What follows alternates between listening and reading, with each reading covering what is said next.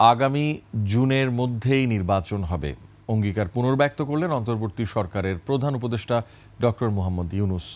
বুধবার 4 দিনের জাপান সফরের প্রথম দিনে দেশটির সাবেক প্রধানমন্ত্রী তারো আসোর সাথে সাক্ষাতে আবারও এই অঙ্গীকার জানান প্রধান উপদেষ্টা। এমনটা জানিয়েছেন প্রধান উপদেষ্টার প্রেস সচিব শফিকুল আলম। রোহিঙ্গা প্রত্যাবাসনে জাপানের সহায়তাও চান ডক্টর মোহাম্মদ ইউনূস। জাপান থেকে মেহেদী হাসানের রিপোর্ট, জানাচ্ছেন সুমাইয়া খান।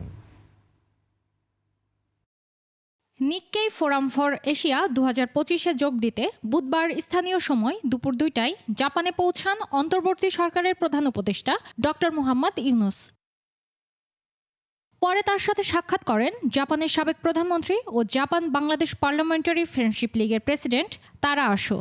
বৈঠকে প্রধান উপদেষ্টা আগামী বছর জুনের মধ্যেই বাংলাদেশে জাতীয় নির্বাচন দেওয়ার অঙ্গীকার করেন বলে জানান প্রেস সচিব শফিকুল আলম। ইলেকশনের বিষয়ে আলাপ হয়। প্রফেসর ইউনূস জানিয়েছেন যে ইলেকশন ডিসেম্বর থেকে জুনের মধ্যে হবে। প্রধান উপদেষ্টা বলেন, সংস্কার ও বিচার কার্যক্রম দ্রুত সময়ের মধ্যেই এগিয়ে যাচ্ছে। গভর্নমেন্ট অলরেডি বিভিন্ন এরিয়াতে সিরিজ আকারে রিফর্ম করছেন এবং রিফর্মের অলরেডি আমরা কিছু ফল পাচ্ছি। পরে জাপানের সাবেক প্রধানমন্ত্রী ও আইন প্রণেতাদের সঙ্গে রোহিঙ্গা প্রত্যাবাসনের বিষয়েও কথা বলেন প্রধান উপদেষ্টা। ইউহি সাসাকাওয়া এটাকে সিজ ফায়ার ব্রোকারিং করেছেন অনেকগুলো। ওনাকে খুব রেসপেক্ট করেন মায়ানমারের লোকজন। মায়ানমারে 100-ও বেশি এথনিক গ্রুপ আছে, তারাও তাকে রেসপেক্ট করে।